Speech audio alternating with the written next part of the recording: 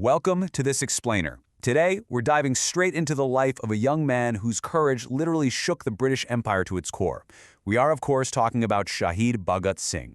His story isn't just about historical rebellion, It's about this profound, unwavering ideological conviction that deeply inspired India's long fight for independence. The whole premise of our explainer today really boils down to one number: 23. Think about it. At an age where most of us are just trying to figure out the basics of adult life, this young man willingly courted arrest and faced the gallows. And he knew exactly what he was doing. He wanted his actions and his eventual sacrifice to wake up an entire nation. So how exactly does a young boy become one of the most immortalized figures of courage in history? Let's get into it. Section 1. A Lineage of Rebellion. Bhagat Singh was born on September 28, 1907, in Banga village of Punjab, to his parents, Kishan Singh and Vidyawati. But he wasn't just born into any family, he was born right into a legacy. This really shows why fighting the British was practically in his blood. His family was already deeply entrenched in the freedom struggle. His uncles, Ajit Singh and Swaran Singh, were active fighters against British rule. So growing up in that kind of environment, he was fiercely patriotic right from the get-go. Even as a young schoolboy, he would passionately tell his friends that they had to save their country from British slavery. The foundation for his future was laid super early on. Moving on to Section 2, Catalysts for Revolution. Having a patriotic family is one thing, but becoming a true revolutionary, that's another. Let's look at the intense historical triggers that pushed him down this path. These specific ideological shifts are absolutely crucial. First up, the 1919 Jallianwala Bagh massacre. Get this, Bhagat Singh was only 12 years old when this horrific event happened. Witnessing that level of brutality left a massive, permanent impact on his young mind. It essentially planted the definitive seed for liberation. After that, we see the 1922 Chowri Chowra incident, and then the 1928 Simon Commission protests. Each of these dates represents a huge turning point in his mindset and his strategy for securing the nation's freedom. So how did his methods actually evolve? Well, after finishing his primary education, he studied history, politics, and sociology at the National College in Lahore. Now, initially, he was actually quite influenced by Mahatma Gandhi's nonviolent movement. But when Gandhi withdrew the non-cooperation movement after the Chowri Chowra incident in 1922, Bhagat Singh experienced a profound ideological pivot. He strongly felt that peaceful speeches alone just weren't going to cut it to drive out the British. He became totally convinced that adopting a direct revolutionary method was the only way forward to achieve true freedom. He even started using revolutionary newspapers and magazines to wake his countrymen up to this reality.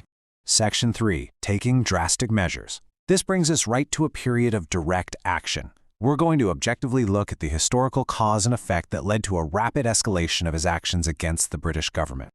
Okay, so in 1928, the British government sent the Simon Commission to India, completely excluding any Indian members from it. Naturally, this sparked massive protests across the entire country. During one of these protests, the prominent leader Lala Lajpat Rai was severely injured by a police lathi charge, and tragically, he died from those injuries. This deeply angered Bhagat Singh and his companions. In direct retaliation for this specific event, on December 17, 1928, Bhagat Singh, along with Rajguru and Sukhdev, assassinated the police officer John Saunders. They wanted to send a crystal-clear message that Indians would no longer silently tolerate that kind of oppression. The escalation didn't stop there. On April 8, 1929, Bhagat Singh and Batukeshwar Dutt took another really drastic step. They threw a bomb in the Central Assembly of Delhi. Now, it's super important to note from our historical sources that the stated purpose of this bomb was not actually to hurt anyone. Rather, it was deliberately designed, quote, to wake up the British.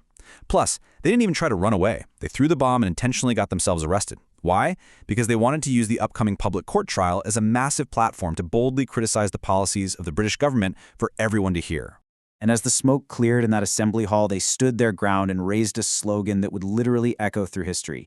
Inqilab Zindabad. Long live the revolution. They didn't run, they didn't hide, they just shouted those words, completely prepared to face whatever consequences came next for the sake of their nation's freedom. Section 4. Trial and ultimate sacrifice. Those consequences, as you can guess, were severe. Bhagat Singh used the court exactly as he intended, airing his views loud and clear. But ultimately, on October 7, 1930, the court sentenced Bhagat Singh, Rajguru, and Sukhdev to death. According to historical accounts, he actually accepted this punishment happily. His profound hope was that his sacrifice would be the final jolt needed to awaken his countrymen and accelerate India's independence. 23. I really want to pause on this number for a second. On March 23, 1931, Bhagat Singh, Sukhdev, and Rajguru were hanged. Even as he was being led to his death, accounts say he was laughing with his comrades, continuously shouting, "Inqilab Zindabad" and "Down with imperialism." He was just 23 years old. A life so incredibly short, yet so undeniably impactful. Section 5. An Enduring Legacy. His martyrdom had an immediate, almost explosive effect. It sparked outrage across the entire country. Suddenly, people became way more organized and started joining the freedom struggle in massive numbers. His sacrifice absolutely did not go in vain. And this brings us to a part of his legacy that honestly gets overshadowed by his actions sometimes. He was way more than just a revolutionary fighter. He was a really profound thinker. He deeply supported the ideas of equality, freedom, and justice in society. His ultimate dream wasn't just to kick out the British. His dream was an India where absolutely every single citizen could live with equal rights. He was a visionary who truly understood the structural needs of a free society. Because of this unmatched dedication, March 23rd is still observed today as Martyrs' Day. It's a day dedicated entirely to paying tribute to the ultimate sacrifice made by him and his comrades. Decades later, his fearless thoughts, his intellect, and his unwavering patriotism continue to be a massive source of inspiration for so many of us today. Which leaves us with his final thought. The story of Bhagat Singh really teaches us that true patriotism isn't just about raising slogans. It's about actively doing something to better your country. He gave his entire life for the dream of a free, equal society. And again, he was just 23 years old. So, as we wrap up this explainer, I'll leave you with this question to ponder. If fearless dedication can shake an entire empire, how far would you go for justice and equality in your own world? Thanks so much for joining us today.